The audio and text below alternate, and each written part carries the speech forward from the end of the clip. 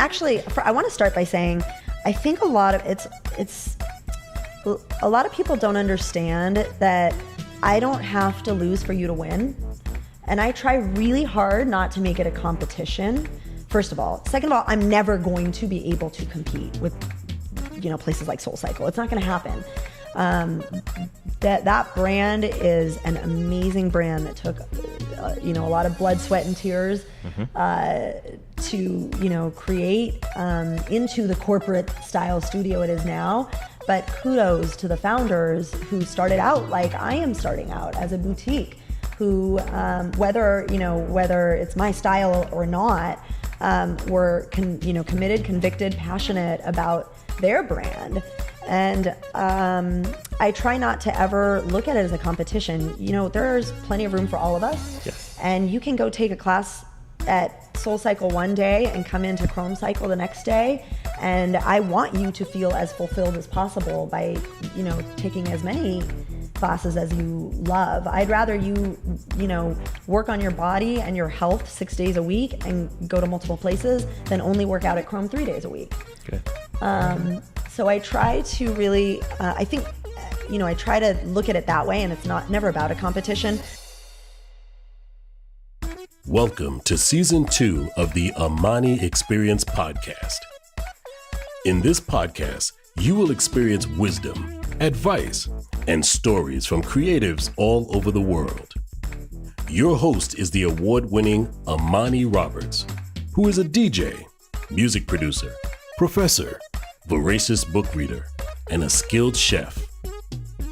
On the show, we love to share the stories of creative professionals, especially people who have gone from the corporate life to the creative life. Once again, welcome to Season 2 of the Amani Experience Podcast. Welcome to Season 2, Episode 52 of the Amani Experience Podcast. For this episode, we have Ninette Wassef with us. She is from Chrome Cycle Studio in Los Angeles, a former lawyer turned business owner. I really enjoyed the conversation that Ninette and I had. We were inside her studio having this talk. It was a lot of fun.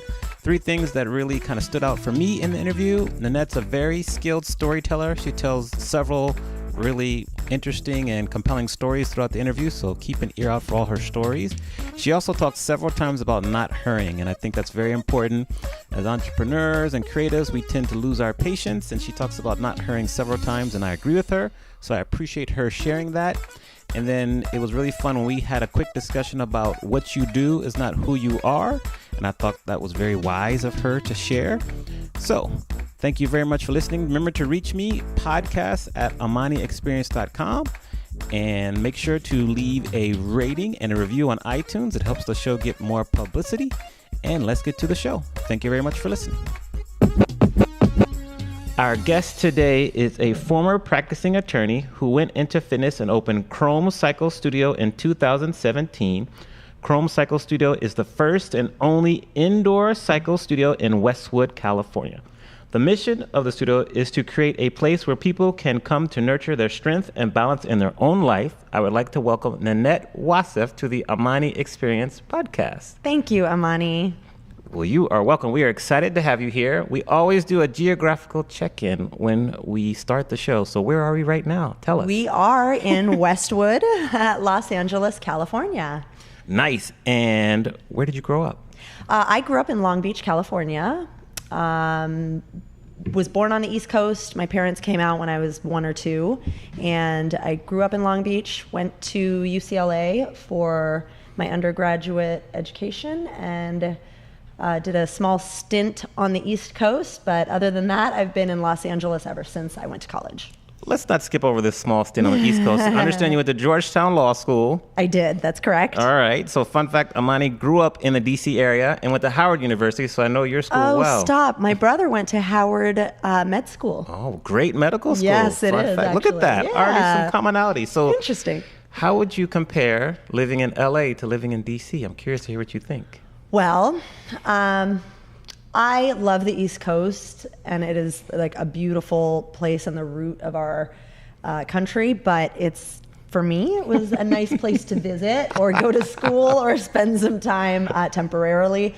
I am so lucky and fortunate to have grown up in the one place that I would always want to live. I love Los Angeles. I love California. But honestly, the living abroad, abroad, it's not really living on the other side of the country. Yes. It almost does feel like you're living abroad because it feels like it's just a different culture, a different vibe, a different kind of community of people. And the exposure to living a different lifestyle really helped me grow up, honestly. Good, yeah. Living in DC is very different from living in LA. Very. It was nice to have seasons. Yes. I did like actually being able to know what season I was in. Yes. That's different. Yes, very different. Now, if UCLA was playing Georgetown in basketball, who are you rooting for? Oh, Bruins. Oh, yeah. I mean, yeah, it's like a no-brainer. I love my Hoyas, but they're secondary always. Fair enough. Fair enough. Now, if we were going to summarize Ninette in maybe 30 seconds or less, how would you summarize yourself? Oh, wow. Okay, 30 seconds or less. I am motivated by helping others and evolving personally, growing by helping others, and giving back to my community. I'm vivacious, I'm passionate, I'm sensitive, I'm thoughtful, I'm an extrovert, and really just in love with my friends and family that are a constant support for me. Excellent summary. Well done. Now, as you graduated from Georgetown, you came back to the West Coast, and you worked at a couple law firms like, let's pronounce these correctly, like Glaser Weil. Is that how you pronounce it? Glaser Weil. Glaser Weil. Mm-hmm. So yeah, it wasn't Glaser Weil at the time, but that's what it is today. Okay, Yes. and then you also worked at, I guess, is it Hamar? Hamar, Russo, and Heald. Yes. And then eventually, you came to start your own company. And so walk us through the process of working in a law firm, and how did you decide that this is not for me and I need to go out on my own? Sure. Okay. First and foremost, I will say I practiced law for almost 14 years. I truly loved being a lawyer full time, and I always knew I wanted to go to law school. I grew up knowing that I was going to be a lawyer. I used to watch LA Law with my mom and dad and point at the TV and say, I'm going to do that. And they used to laugh, like, you don't even know what you're talking about. But I always knew I wanted to go to law school. And in fact, when I got to college, I picked my major based on the fact that I would use that to propel me to law school. I just picked like the easiest, quickest way I could see to get good grades and get to law school.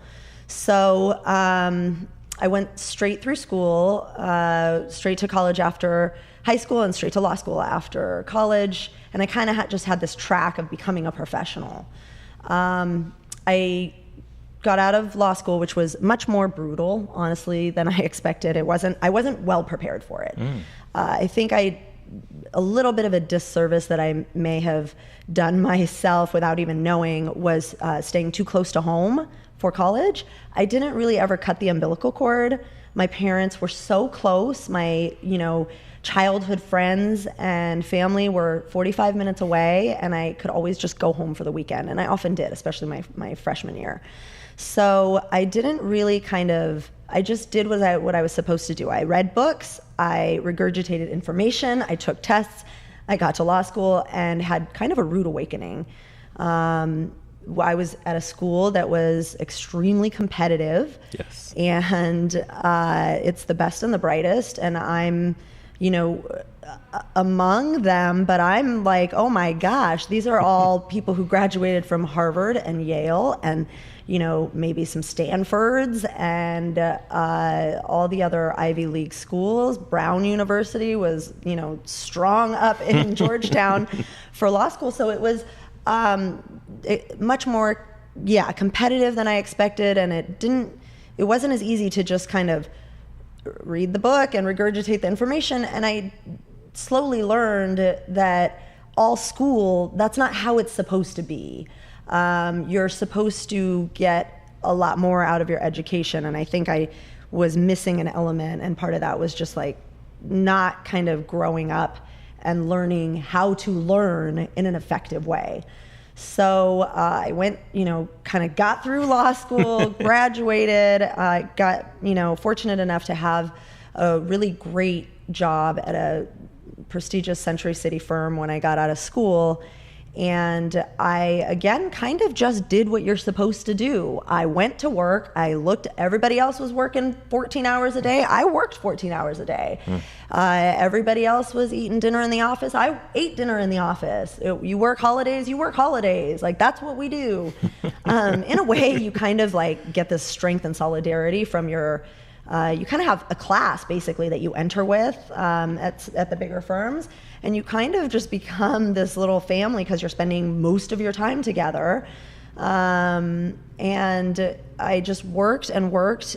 But again, at the very beginning, it was not in an effective way. It took me a very long time to actually learn and really that came by practicing. It took me a long time to learn how to be a lawyer. Law school did not teach me how to be a lawyer. Got it. And again, part of that was because I don't know that it wasn't, Georgetown was an amazing school, but I don't know that I knew how to learn effectively. And so the classes I took were like the classes that you were required to take. I didn't do enough in the way of clinic and actual, the classes that like moot court and things that would force you to actually practice. I took one that probably saved my butt as a litigator. And it was the most meaningful class I ever took in law school and has still impacted my life to this day. And it was joining the domestic violence clinic where we represented battered women and women who were just victims of circumstance, helping them get temporary restraining orders, get help they needed, and advocating for them in court when they were really kind of lacking knowledge and unable to advocate for themselves. Wow. So we went in there as student attorneys with, obviously supervisors and our teachers who were there with us to make sure we weren't committing malpractice. True. But we were student attorneys advocating for these women. And that's where I first learned how to write, an examination question and a cross-examination question. And that was in my third year of law school. So when I got out of law school and started practicing, I really didn't have the grounding that maybe I could have if I took a year off and, worked as a paralegal before I went straight to law school. I had book knowledge. I was book smart. Right. I had no life application to that. So I learned during my first and second year of practicing law. You get thrown in, you're paid a lot of money to spend all your time there and figure it out and learn how to be an effective attorney. So I did, and after 2, 3, 4 years, I really got into my own groove, got on my own footing, and started to really become a good litigator.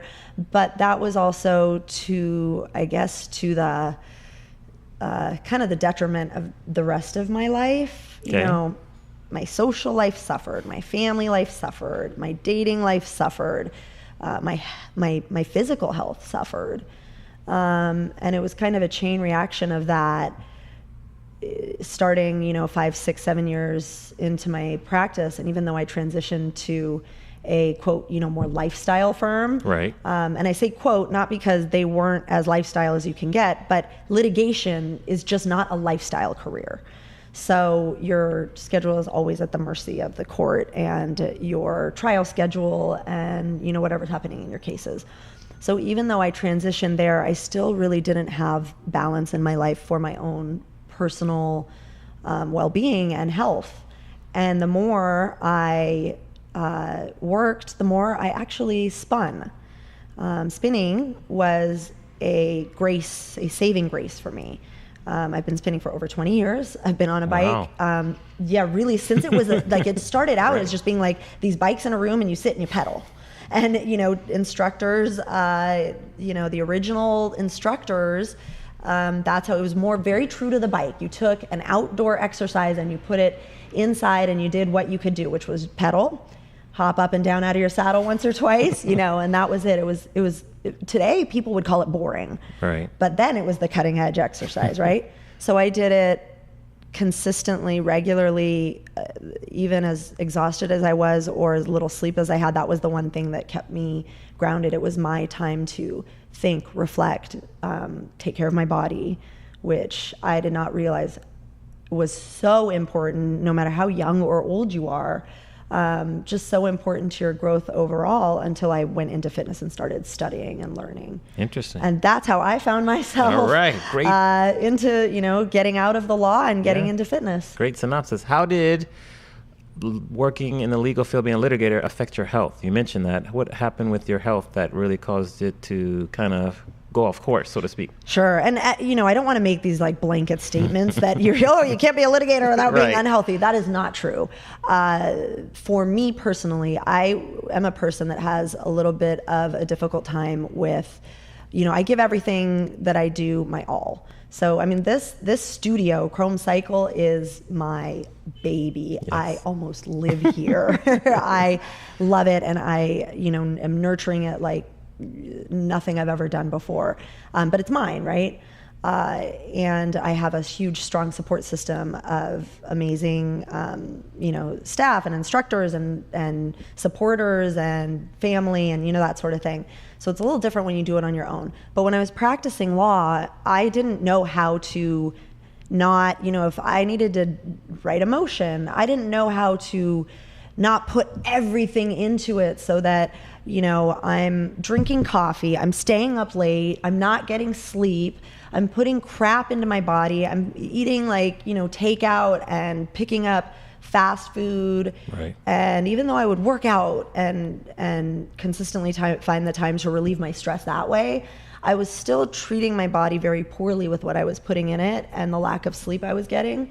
And the immense stress that I would internalize, I did not know how to really outwardly deal with stress. Mm-hmm. And the stress that I internalized would then, I actually started forming an ulcer. Mm. And I gave myself really bad, just digestive stomach issues. And it was my body saying, hey, please take it easy on me. You have to treat me better. Right. And I really actually had to have some physical kind of like breakdowns and go get examined and have endoscopies and really learn this is actually a thing. I am shutting my own body down because I'm not dealing with stress the way I should be. Mm. So that's how my health was affected. And it's not there are many healthy attorneys out there. I just realized that type of life and practice was not for me. Yeah. Stress can do some damage. Yes. No doubt. Yes. You mentioned LA Law. I love the practice. I love Boston Legal. Those are some of my favorite shows. Even Ally McBeal, though it was a little bit more comedy than law, they still dabbled or whatever. So yeah. I understand. Tell us the story about how a friend of yours and you decided, or had the idea, why don't you open up your own studio, and walk us through how that kind of evolved into Chrome Cycle Studio. Sure. So when I was looking for a transition in my life, when I was at Hemar Russo, I actually was kind of thinking that maybe I just needed a change in my life again. Like it was time for another, there's nothing wrong with switching up firms or going into a different type of practice. Maybe, it's time for me to go into some sort of public sector. Maybe firm life just isn't for me anymore. I needed a change. And a friend of mine at the same firm was kind of going through her own, similar situation and desire for something different. She'd been at the firm actually even longer than I had. And we just started kind of joking around. She said to me, oh, we should just open our own practice. I think one day we both were in a place where we were feeling maybe just underappreciated or undervalued or kind of not sure, is this it for us? And she's, we should just go out on our own. And I was like, oh, hell no. I have no desire to be in the business of law. The reason I'm a lawyer is because I love to actually practice law and be in the courtroom and, argue and advocate for my clients. I don't really have much of an interest in managing other lawyers. No way. Oh. So, more time went on, and we kind of started just throwing things out there. And she said, God, we should just like open a spin studio and, do something fun like that. And I was like, you're nuts. What do we know about, starting a business? And she was like, well, I used to be an instructor. I can teach. You can, start the business side of it and create like the brand. And I just was like, Janine, you are nuts. It's a very good friend of mine. And she actually now will downplay her ideas and her role in my progression, but I wish she wouldn't, because she's an integral part and reason of why Chrome Cycle exists today.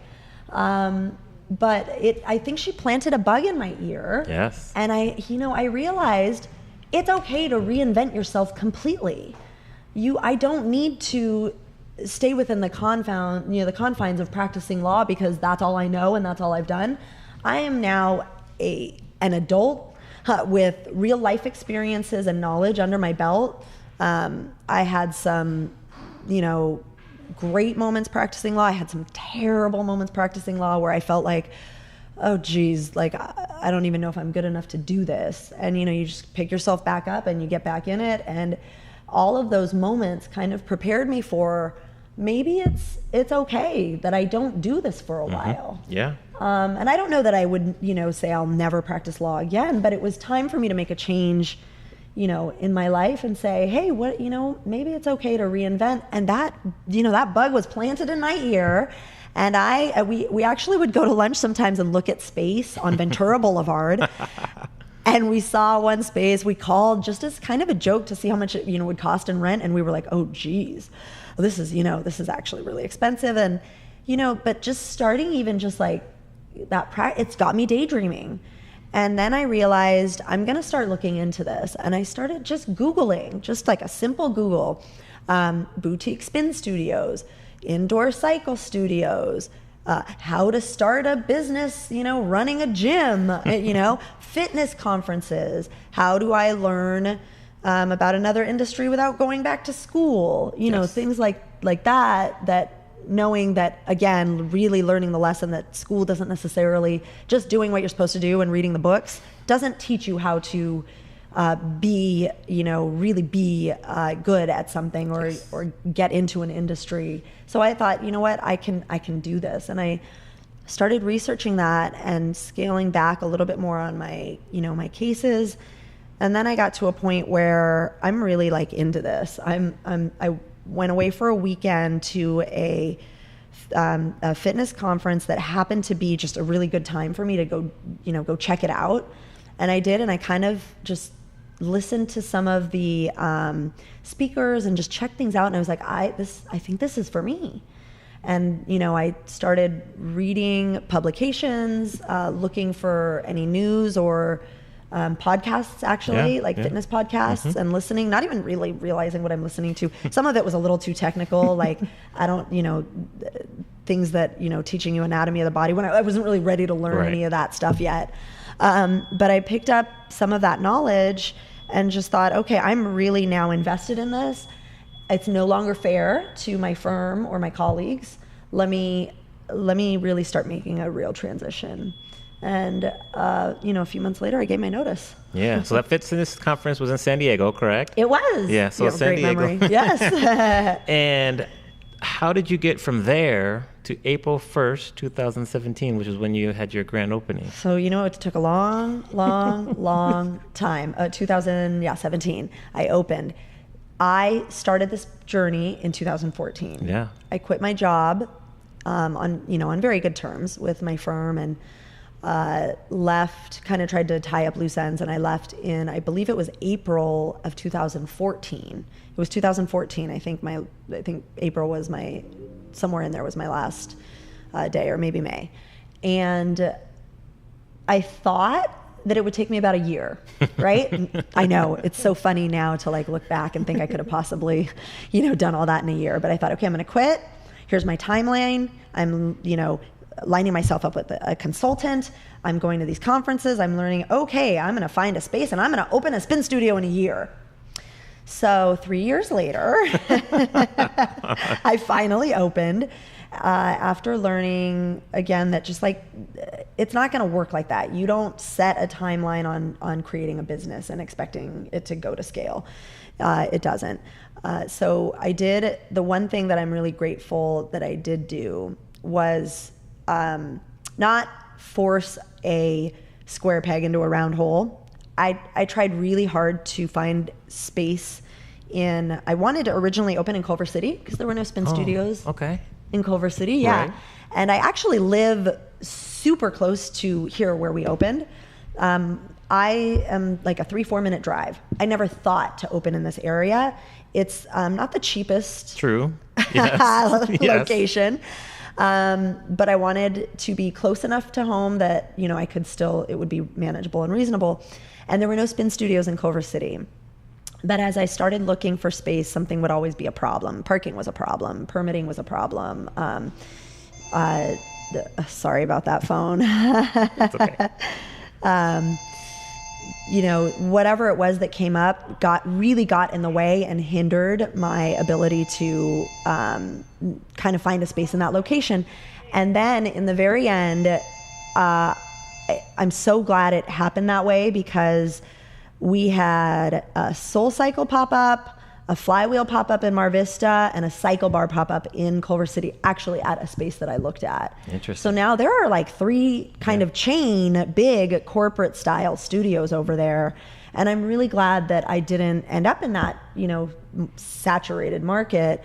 This place, I literally went to get my nails done downstairs where I've been going for 15 years, and I looked up and the space was newly for lease, and I called my broker, and we'd been looking for space for a year and maybe like 10 months, and I was exhausted from it, and I was still trying to at the same time formulate my brand and create Chrome Cycle, how to get a logo, get a website going, start to figure out how do I market, that sort of thing. But it was really hard when there's nothing tangible. There was nothing to really kind of touch. But once I saw the space open, I was like, oh my gosh, this might be it. And I called my broker and said, hey, can you, check this out and see? And it ended up actually, we are in this is 3 units. Yes. We're in 2 right here. That unit, which is integral now, right? You see that the actual indoor cycle room is over on that side. It was not available. We started negotiating over these 2 spaces, and I hired an architect who I found through, my consultant, and the space, he was like, you can do it, but it is so tiny. The 3rd space opened up. Nice. Yeah, and I was like, I don't know. And it was my dad who pushed me and said, go big or go home, basically. Yes. Do it right or just don't do it. At this point, if you're creating the space and, you've got someone telling you, I don't know if we can do it, and now the space open, you got to do it. Yeah. So thank God for that. And that was it. Once the space, and just being patient and waiting for the right space. And once that came available, and the city permitting was another pain in the butt that took another year. LA. Once that kind of fell into place, everything else unfolded, I think, in the way that it should. And we are still the only spin studio in the Westwood area. Okay. So you mentioned a couple of things I have to follow up on. First of all, you mentioned the corporate studios that you quote unquote compete against. What do you do to kind of rise above the noise and distinguish yourself from your competition? Okay, thanks for that. That's a good question. Actually, I want to start by saying, I think a lot of people don't understand that I don't have to lose for you to win. And I try really hard not to make it a competition, first of all. Second of all, I'm never going to be able to compete with, places like Soul Cycle. It's not going to happen. That brand is an amazing brand that took, a lot of blood, sweat, and tears to, create into the corporate style studio it is now. But kudos to the founders who started out like I am starting out, as a boutique, who whether it's my style or not, were committed, convicted, passionate about their brand. And I try not to ever look at it as a competition. You know, there's plenty of room for all of us. Yes. And you can go take a class at Soul Cycle one day and come into Chrome Cycle the next day. And I want you to feel as fulfilled as possible by, you know, taking as many classes as you love. I'd rather you know, work on your body and your health 6 days a week and go to multiple places than only work out at Chrome 3 days a week. Good. So I try to really, I think, you know, I try to look at it that way, and it's never about a competition. But I will tell you, we're a little more affordable than some of those chains. So that is the way I compete if I have to. That was funny. The look on your face, if I could have recorded that. But carry on. And also, for me personally, the biggest driving factor for Chrome from the very beginning was to create a boutique feeling and a community where nobody feels left out. One of our original taglines was, and I don't know that I, you know, created it. I think it's a general sentiment, but something that we really try to, you know, encapsulate is fitness is not one size fits all. It really isn't, and it's not. I try very hard to encourage new riders and people new to, you know, fitness and healthcare in general, no matter how, you know, how healthy or unhealthy they are, what, you know, size clothing they wear, how coordinated they are on a bike. You know, we have a standard here, and I have a set of instructors who are amazing at what they do. They are professionals. They will kick your ass. It is an incredible workout, and they have a skill. I will never compromise that standard. However, I will encourage beginners or people who are, you know, don't fit the mold, who aren't part of the clique, who aren't the cool kids, who don't wear the, you know, the aloe yoga gear every day. You know,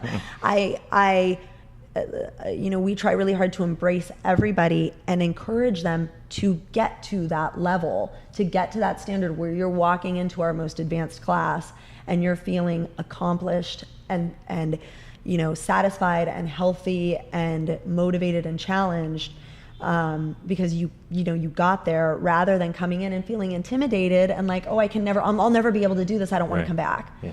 That was one of my, you know, and I feel that is where we do set ourselves apart. I'm very community oriented and, you know, kind of all embracing. And I really try to focus on welcoming every customer into the door, into their fitness experience that could be more than just a fitness experience. I am deeply touched almost on just at least like once a week basis by people telling me how I am changing their life, how my studio is changing their life. Whether it's their first time on a bike or they, you know, have been spinning for as long as I have, just what this place is giving to them. And that's what we try to make it about. I don't know that you necessarily get that from the bigger, more corporate studios who, you know, their focus is an excellent workout with really high quality and high-end products and people. But maybe you don't have that family touch, and that's what we really try to provide here. Good. I appreciate your perspective on competition. I appreciate that. Thanks. Good. What did your friends and family say after you decided to leave a very successful 14, 15 legal law career and start your own business? What was the reaction? So most people thought I'd lost my mind and that I was going through some kind of weird early midlife crisis. And really, honestly, most people. There were very few of my, you know, people who knew me well, friends, family, who were initially supportive. And really, it was kind of like the people who were just like, I just want you to be happy, do whatever you have to do, even if they like internally thought, she is tripping, you know, she's crazy, what is she doing? My poor parents, who have always been extremely supportive in my education and my life, you know, I was fortunate enough to have parents put me through school where I didn't have to worry about the side hustle to pay for my own education. You know, my poor dad was like, are you kidding? What did I pay for law school for. And I said, well, the last 13, 14 years. Right. Yeah. So now I'm on to the next.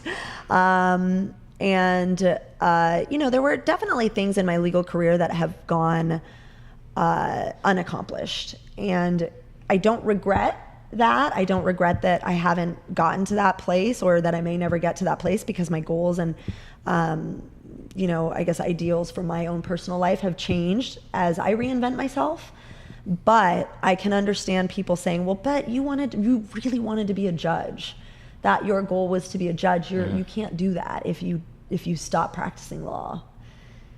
And I said, I'm aware. This is not a decision I've made lightly. I don't know that I ever would have propelled myself and done what I needed to do if I hadn't started by, being 13 years into practicing, if I hadn't started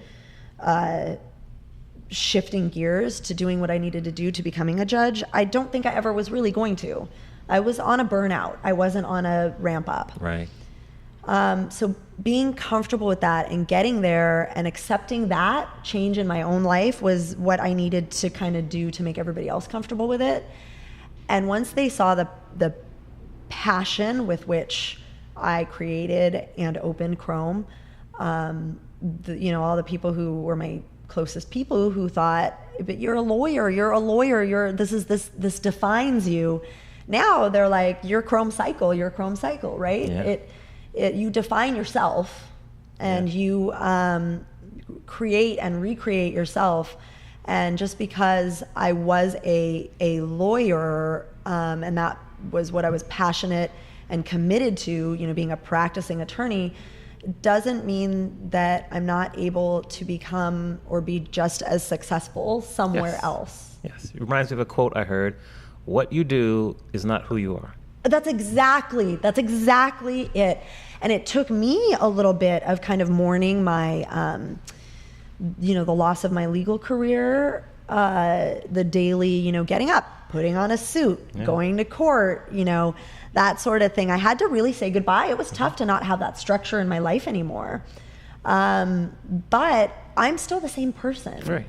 I am not a different person. I'm still, driven, passionate, committed, motivated toward helping people, which is why I became a lawyer in the first place, to advocate for others. Yeah. And you still have your experience. Like, no one can take that away from you. You have your knowledge. That's right. And this place wouldn't be open without my legal knowledge. Yeah. It wouldn't. There's no way. I use my legal background almost daily. Yeah.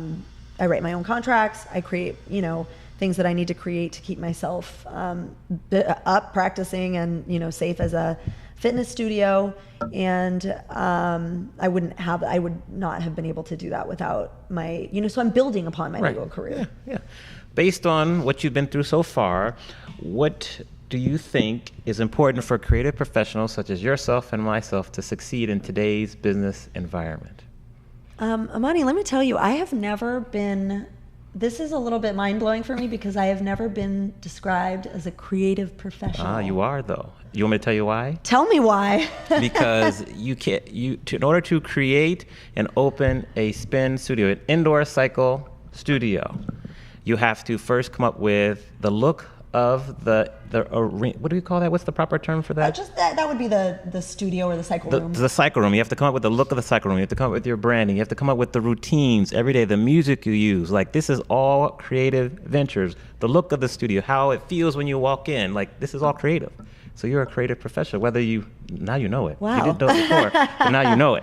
Well, let me tell you, I cannot take credit at all for the playlist and the music that my instructors put together so amazingly. But you're right, I did create this brand and logo and that sort of thing, not without help and support. Right. And we haven't even talked about the marketing yet. We'll get to that. Okay. But just in terms of, succeeding in today's business environment, what's important for us? Do not hurry. Oh, okay. Tell us more. It is excruciating to think you're going to be somewhere and not be there. Like I said, taking a year to find my space was so painful. But if I didn't really have that little nagging voice in the back of my head saying, this isn't, like, just don't push this isn't right, just wait till the right space comes, I don't think I would have been able to open or stay open. The first year is extremely difficult. This has been the hardest thing I've ever had to do, you know, including passing the bar. Ooh, why? Because every day there is so much uncertainty. Okay, you don't know that the place is still standing when you get there to open the door, right? Things go wrong that you never imagine in your wildest dreams would be going wrong. And you don't have money. You have poured all of your money into the place. You've asked people to take a chance on you. Mm-hmm. You have people supporting you and investing in you, whether it's monetarily or otherwise. And you are I am like teetering on the edge when we finally actually turned a profit, operation-wise, let me say, where I'm in the hole. Don't get me wrong, right? We've been in business a year. But it takes a certain amount of money for me to operate every month. It's a lot larger than I thought it was going to be. We finally made that money and a little bit more just a month ago. Mm. That, I mean, I almost cried. Congratulations. Thank you. It was a big deal. Yes, thank you. Getting to that point is really tough. And it's hard to operate monthly knowing like, you know, little things just like, oh, how am I going to fill up this room with people? Oh my gosh, there's 3 people taking a class. How do I keep my instructor motivated? How do I, you know, my poor front desk is coming in and just like he got bored or whatever, you know, I'm trying to market and hustle at the same time. And it's so hard. So the best thing that I ever did was not hurry when I didn't need to. There's a lot of hurrying now, you know, once you're established. Right. There's a lot of, I'm always putting out fires. I'm always behind. This is actually, you know what? I'm going to revise my quote. My quote is, I am always 5 minutes behind my life. Okay. It's not necessarily a bad thing. There's always a goal and a purpose and something to catch up to. I'm always 5 minutes behind. Okay. I want to be ahead of the ball. One day I will be, but right now I am 5 minutes behind. So with all the ups and downs, why do you love what you do? Because I am, hopefully, I know I am for certain people. Hopefully I am reaching a much broader range than I even know. I am making a difference in people's lives. And I am giving them a place to empower themselves and make a difference in their own lives. And it's really, it's very rewarding. I can't even explain how rewarding that is. So one example is I recently had a client come in. She came in late for a class. She really wanted to take class. She came in super late. And I was like, oh, I can't let you in. And she's like, thank you. Yeah, I thought I'd try. But let me tell you, I'm glad I have a couple minutes alone with you. I don't know if anybody ever tells you their stories, but you literally saved my life. Thank you for being so generous. And, you know, she came in on like a discount. She said, thank you for being so generous. I had just gotten out of a 7-year relationship when I found your studio. I was lost. I was just helpless. I felt weak. I felt like, you know, I was so codependent. And I came in and I took a class here, and I have now gained so much strength and self-confidence and relieved stress. And I feel like I found another home, and I'm able to know that it's going to be okay. And I don't know that I ever would have found that on my own. I mean, I just started crying, right? That's why I do this. Okay. Well done. Good answer. On the flip side, what is something that scares you? Well, there are a lot of things, but let me narrow down to a couple. I am scared to fail. I'm not scared personally, because life is about, you know, failures and accomplishments, and you grow and learn as a person. I am okay with a personal failure. I do not want Chrome Cycle to fail because I don't want to let down a community of people who need this place. And I don't want to not be able to give back to the community in the way that I am.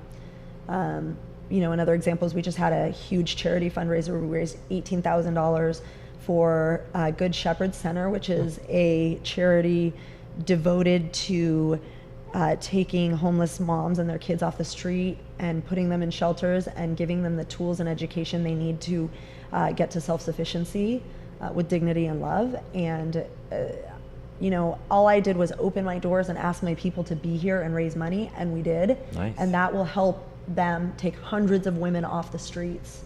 And again, that's the sort of thing that I'm scared to not be able to do. Right. Speaking of failure, let's see here. How has a failure or an apparent failure set you up for later success? Do you have a favorite failure of yours? Ugh. I don't think I have one defining.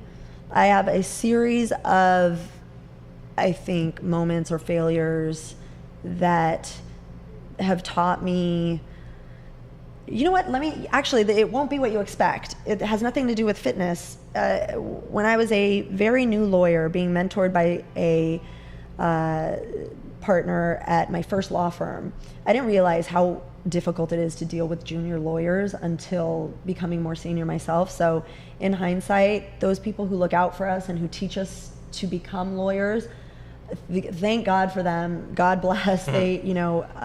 They really turned us into different people, I think, than we could be without them. But anyway, I went to court with him on a hearing, and he threw me in. It was my hearing, argue this motion. I prepared, I did everything I could. I knew the case law, I knew our facts, I knew everything. And the judge kind of came out of left field. Usually you're arguing, your opponent argues. You argue back, your opponent argues. This is probably my first or second time arguing all by myself. And the judge came out of nowhere and said, what's your defense? We were representing the defendant, we were being sued. What's your defense? And, the motion was like this tiny, in the grand scheme of things, it was like a discovery issue. And I just looked up and I said, Your Honor, to the entire case? This case, by the way, turned into a small class action suit that we ended up settling later, but it was kind of a big deal, And I said, to the entire case? And the judge said, yeah, what's your defense? Let's get to the bottom of this. It's bigger than this discovery dispute. And I just froze. I froze, I crumbled, I just said, Your Honor, that's something sheepish. Like, that's not really at issue here. We're here to argue, why we shouldn't be compelled to provide whatever evidence, right? And I kind of just stuck to the little meek facts of why we were there that day. And it was just this epic failure. And I could see the other side had a team of young lawyers with him, and he was just looking so smug. And, I looked over at my partner, and he just kind of just not like, it's okay. You're going to suck sometimes. And I sucked, and it was so hard to kind of, just suck that up, get up the next day and act like it never happened. You got to pick yourself up from your failures and learn the lesson you can learn from them, and try harder and know more and do better the next time. Good story. Thanks. Not a good story for you, but thanks for sharing. Absolutely. Yeah, it makes you stronger, right? It does. Yeah. It turns you into just a better professional in every way. Yeah. Now, as you get to be more successful, and now your studio's been open for over a year, you're going to acquire some more critics. How do you handle your critics and the haters, as we call them in the hood? So that's really funny, actually, because just recently we've had a few negative, kind of comments come up that clearly had nothing to do with our studio, the class, the instructor. Actually, it was just like very general. This place sucks. Don't go here. And I was like, oh, look, we have our first hater. We've arrived. Yes. Yes. That's right. So I try to take negative comments, and you're never going to be able to satisfy everybody, right? So I kind of take those with a grain of salt, and I try really hard to address complaints or the hateration, address it, ask what that customer or client or whatever, how they would like to see things differently, see if it makes sense for my brand. Am I capable of doing that? Is it fair to ask my people to do that? Is it in line with what Chrome Cycle represents? And if it's not, I'm sorry, I'm just not going to be able to please you. And if it is, it's something to strive for and push harder for and encompass into our goal of really being just an excellent full body workout that invites and embraces everybody. There you go. Preach. Tell us about the darkest time in your life, how you got through that, and what did you learn from that experience? Whew. Okay. So again, I don't know that I can define one period to be like a quote darkest time, which maybe I'm fortunate for that. I have had a couple of really, really, really tough things to get through personally, and it's, it's all relative, right? But for me, probably the darkest time was losing an extremely close family member. Suddenly, unexpectedly, young, and learning that loss and the pain and the sorrow that you go through, whether it's death or some other loss or pain in life, is a part of life, and I can't expect everybody else to stop and slow down because I need to. And you just got to do your best to get through those times while not making a big deal and complaining about it, which I think I learned that actually the hard way. It was just a very I'm going through this tragic situation, get off my back. I can't be expected to work, play, do anything else because I am in mourning. And you know what? You have no idea what anybody else is going through. They could be going through something just as tragic as yourself. So in order to kind of really push through and get out of that darkness, you've got to help yourself as much as you expect others to help you or hope others will help you. And it was in whatever way you do it. So really honestly coming back to that was at a time when I was still practicing law, and I was actually pretty young, and I worked out a lot, and that was like solitude and sanctity for me. I started working out a lot, and just that would put me in my mind, and maybe going to church a little bit more. That's how I got through it personally. And I find myself doing the same sorts of things when I have really toughness to get through, and frankly, therapy. Therapy for me, having someone that I can tell anything to at any time, and that they are trained and skilled to give me the coping mechanisms, that is something that's invaluable. Good. Very introspective of you. Who was the most influential person for you growing up? Okay. Obviously, everybody's parents Right. influence them, right? So that goes without saying. Yes. I guess as I was growing up, I probably would have said my mom. In hindsight, it actually is probably my father. Okay. He pushed me in a way to be who I am unapologetically, even though sometimes he would not agree with what I was doing.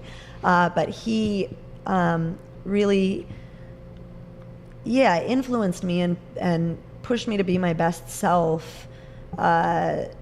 It's funny, he used to call us lazy, knowing full well, my brother and I, we were not lazy, but we were kids. We didn't know, it was always to just motivate us, push us to be our best selves. So he, and also I, at a very early age, became very enamored with Supreme Court Justice Sandra Day O'Connor. Interesting. And I was fortunate enough to be able to go and watch the Supreme Court preside and be in chambers with she was just an amazing justice, and be with her and her research attorneys and her clerks and her, and I was a young child, maybe 12, 13, something. Very young. I was a young kid, and that she was a role model. This woman, so brave in the midst of all that. She barely could get into law school because at that time women didn't do that. True. And just forging this independence and getting to the top of the top of the top. She was extremely influential in my life. So between her and my dad. That's a great answer. Great answer. Now, we're going to go back to when you turned 21. And I believe it's like October. You were at Brentwood, UCLA, correct? Yes, sir. So you're there. We're going to talk to 21-year-old Ninette. What advice would you give her, knowing what you know now? I'm gonna actually go back to the theme throughout, and that is, don't be in such a hurry. There's no reason to hurry. Be patient. Listen to your dad. Take a year off. Become a paralegal. Travel the world. Then go to law school. And define yourself a little bit more as a person and not as a student. Excellent advice. What is the one lesson in life that took you the longest to learn? To be patient. Common theme we have here. Common theme. What else? What would be lesson number 2 then? Okay, lesson number 2 would be to be more compassionate to people, because you don't know what their story is. So they may look like something to envy, and they're not, because everybody's got their own struggle and their own cross to bear. So no matter who's walking through your door, treat everybody with compassion. Good. When you think to your career so far, what would you consider to be the turning point in your career? So that's tough, because I have two kind of... Yeah. Let's talk about now, since 2014. The turning point, honestly, would probably be maybe about 5-ish months ago, kind of after the being open for 6-month hump. Yes. And getting to a place where I could breathe a little and start doing a little bit more kind of networking, marketing, and doing things outside the studio. I started picking up a lot of charity events and fundraisers and opening the door to raising money for charitable causes. And the more that we give to our community, every time I do a charity event, my amazing instructors get on the bike and they teach for free. And they take their knowledge and their skill and their time, and they join me. And we don't charge, maybe if I have to for running a huge event, we'll charge like a very small cost overhead. But literally for like turning on the air conditioning and the lights, we don't make a penny. Right. And I still generally come out of pocket a little bit. I pay my front desk, that sort of thing. But the more that we are doing charitable events and giving to our community in any form, the more it's starting to come back to us. So I would say, about at the 7-month mark, when we started a real community base and having people come in the door and having people realize that Chrome Cycle is looking out to do good. Good. How important has networking been to your business? I wish I could have done more earlier.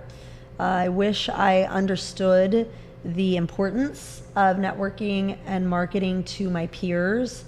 I almost wish the boutique cycle world were closer. We all know of each other, owners and smaller studios, and we're kind of like the word you used earlier, frenemies. we're all almost kind of frenemies. Everybody checks everybody out, but nobody really. I think nobody networks enough, and I'm trying to get a lot more into that. Good. Especially as we've had a couple of studios recently, boutique studios in the West LA area close, or Santa Monica close, and that doesn't make me happy. While of course I love to absorb customers, I hate to see A, those customers lose the home that was more convenient to them, and B, I hate to see other studio owners that are trying to do good, close, and the point, that's the point where we start networking, and that kind of sucks. Yeah. Because it's on a sad note. I would like to do a lot more of that a lot earlier on, and I'm trying to kind of, make that happen now. I think you can be the one to bring everyone together and create a strong community. I see that. Thank you. Yeah, I'm going to check in on so. you. I think so. We're going to make that happen. Every great person has a sentence. What is your sentence? For example, my sentence is, I love to help people unlock their creativity by teaching them how to DJ. What is your sentence? My sentence would probably be, I love reinventing and strengthening myself by providing a place for strength and balance for others. That's an excellent sentence. Thank you. What is one new habit you've added to your daily routine in the past year or so that has been most beneficial? I wouldn't say I do it consistently enough, but I have mindfully tried to add to my daily routine 5 minutes of solitude without sound or like visual effects.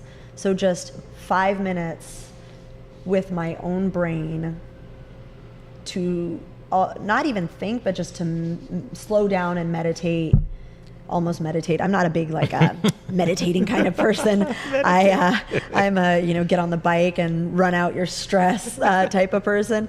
But really just be with myself and be comfortable in that space all alone for just 5 minutes, because that's probably the only 5 minutes I'm gonna have to myself that entire day. Good. Now, on the Amani Experience podcast, we're voracious readers. We love to read. If there was 1, 2, or 3 books that you feel people should stop what they're doing right now and read them, what books would you recommend? Okay, unfortunately, I haven't read anything in the past year or two. I've been busy. So busy, right? But I will tell you one book. I'll pick one, and it impacted me greatly as I was switching careers. And I think both men and women should read this book. And it would be Lean In by Sheryl Sandberg. It definitely isn't necessarily relatable for everybody. It does speak to kind of a smaller sect of, I would say it speaks to the typical professional work-life woman. But the message that it sends is embracing, as a woman, right? Embracing your right to your place in the table, being unapologetic about it, forging your own career the way that the guy next to you would, and knowing your value and your worth, and demanding your, to see compensation for your value and worth. Yeah. The reason I think that it's a great book for men and women is because I think guys often don't see the perspective, and the way that the book is written is first person. And I know a lot of guys have friends or family or whoever in their lives, their moms, that didn't get the salary they should have gotten, that had to figure it out with the kids when maybe their dad didn't necessarily have to. Getting ahead as a woman when we're typically in every state paid less than men. Unfortunately. Yeah, so I would say that's a good book just for general perspective, and also it did give me a little push of encouragement to get out on my own and do something. All right. So I'm gonna paint a scenario for you. You're playing on a baseball team. You're walking up to bat. What song is playing as you walk up to bat? Oh my God. Well, first of all, I'm definitely last picked for the baseball team. We still need the number 9 hitter to set the table for the 1, 2, and 3 hitters. I'm so, I'll tell you, I have something on the tip of my tongue, and it's, what is that? One of those, I want to say almost Christina Aguilera. Oh. Yes, it is Christina Aguilera. It's that. Sing it if you shall. Sing I it. can't. Fighter? I sing Is that terribly. the one? I'm a fighter. Is that no? Makes me a little bit Yes, stronger. yes. That's fighter. Yes. Fighter. Then yes. Well, I can't sing, but thank you for doing that.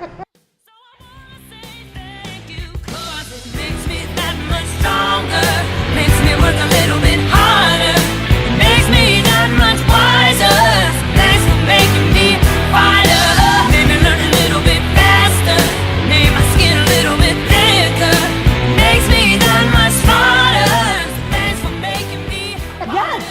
is it. That is the song that just came to my head. Good. Yeah. Good selection. See, I can help Thank you out for here. I your can be your help. hype man. I'm like, it's on the tip of my tongue. I kind of figured that when you said Christina Aguilera. So. Yeah. Cool. Tell people how they can find you online, your studio online. Where do you live in the social media space, website, thank you. all that? Chrome Cycle lives on Instagram at Chrome Cycle. Got it. On Facebook at Chrome Cycle Studio, and also I think on Twitter at Chrome Cycle Studio. I personally am Ninette Wassef on Facebook and LinkedIn, and on Instagram as Ninette1029.